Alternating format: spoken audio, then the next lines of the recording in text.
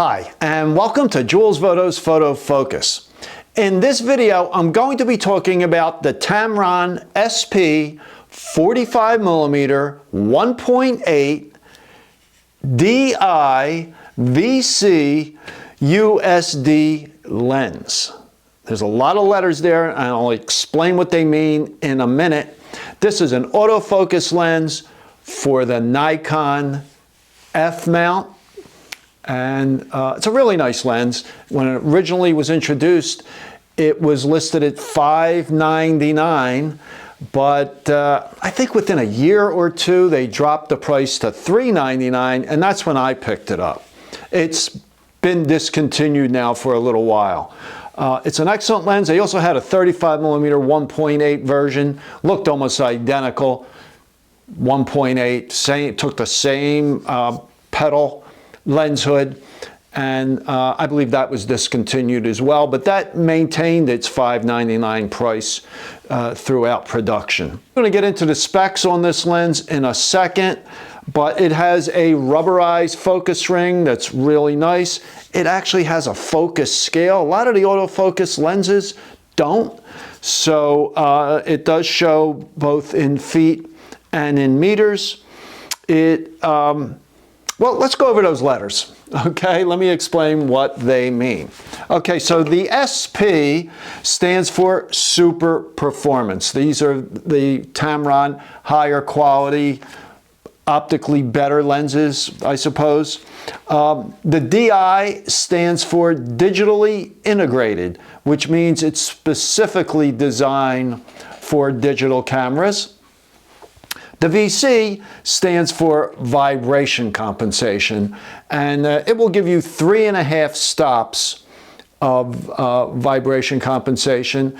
Works really well. There is a switch on the lens for that. It's either on or off. There's also a AF MF switch, so for autofocus you'll leave it on AF. For manual focus you just flip it to MF. It has a bayonet mount petal lens shade, which is really nice, snaps right on and is very secure. Seems to be mostly metal construction, metal lens mount. When I first bought this lens, I bought it mainly to use on my Nikon D810, and then in early 2019, I got into Nikon mirrorless. However, this lens, even with the F to Z adapter, with the proper adapter, it did not function properly on the Z6. And Tamron was supposed to be coming out with an update for it. It did take a while. I forget exactly when, but it was at least a year later. I sent it into Tamron free of charge, and they updated it, and then it worked fine on the Z6, my Z7, and then when I got the Z8, it worked great as well. One thing I have to say, the autofocus on this lens, on the Z8 with the F to Z adapter, is considerably slower than if I have my 40mm f2 Z mount Nikkor lens. And that's a very inexpensive lens, but it focuses much faster than the Tamron. I then put this lens on the D810 and compared it to my 70-200 f mount zoom, and the autofocus seemed comparable. So it seems to focus better on the DSLR than on the mirrorless. And I really haven't noticed that with other lenses on the Z8 with the F to Z adapter.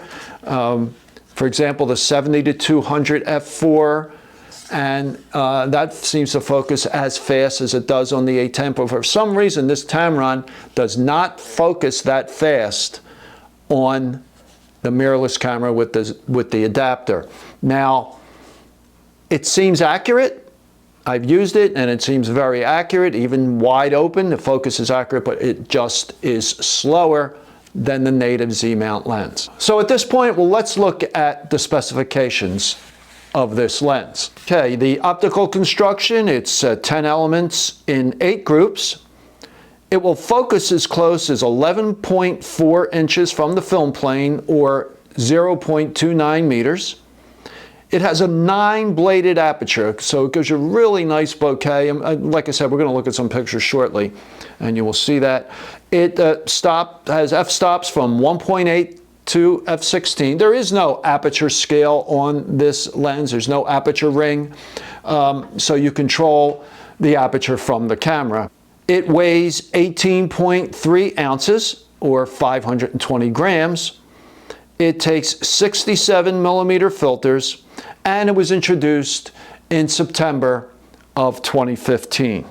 It is multi-coated, and it does have a fluorine coating on the front element, I believe, but I always put a filter on it, so that's not of that much importance to me, although the fluorine coating is supposed to repel fingerprints and water drops. This lens was introduced in Nikon F mount, Canon EF mount, and in Sony A mount for Sony DSLRs, which have been discontinued. So let's go look at some pictures. Okay, some of these shots were taken in Merchantville, New Jersey, where I take a lot of pictures.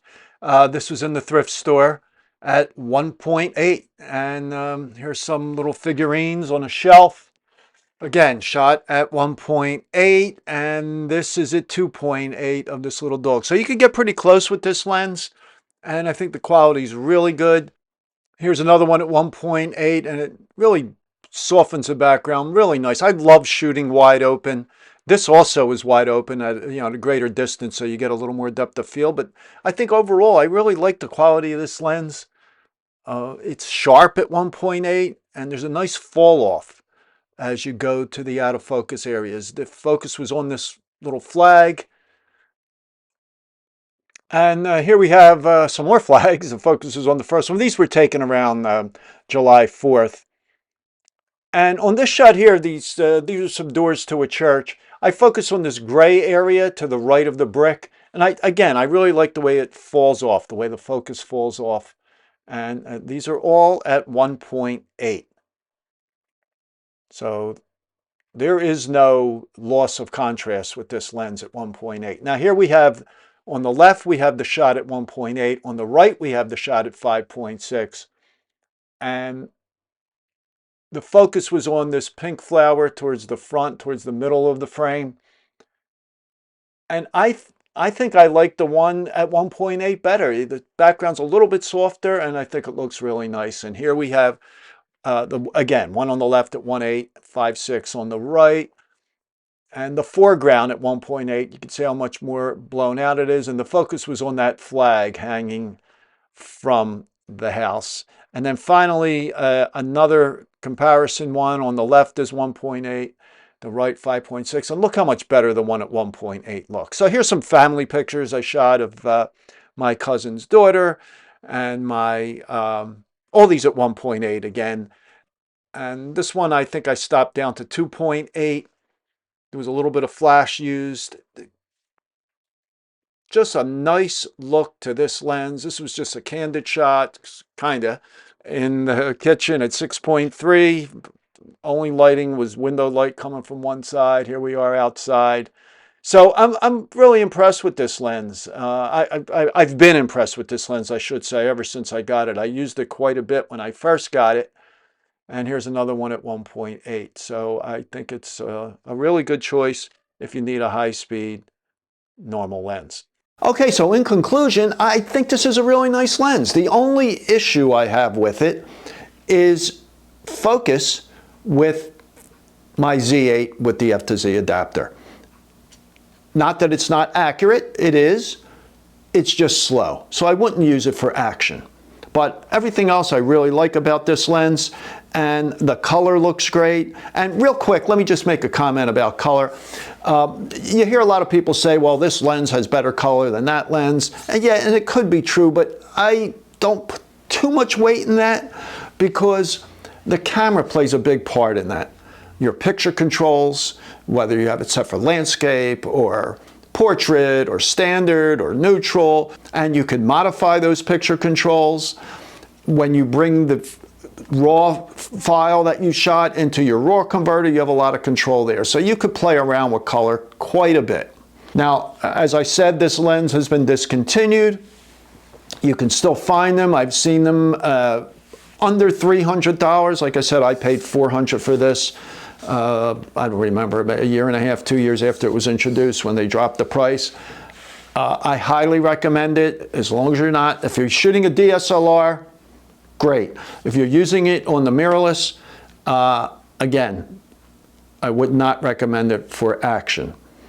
So I hope you enjoyed this video. If you did, please give it a thumbs up and subscribe to my channel. I publish a new video every Monday morning and Wednesday morning, 11 a.m. Eastern Time. So I will talk to you then.